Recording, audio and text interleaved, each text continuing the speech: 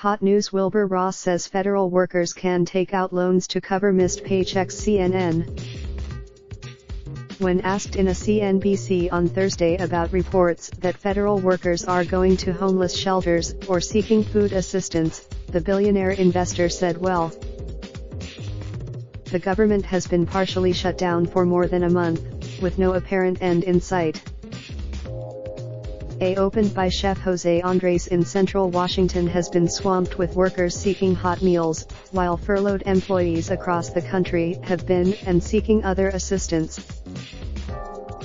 The comments from the Commerce Secretary came after a senior economic advisor to President Donald Trump,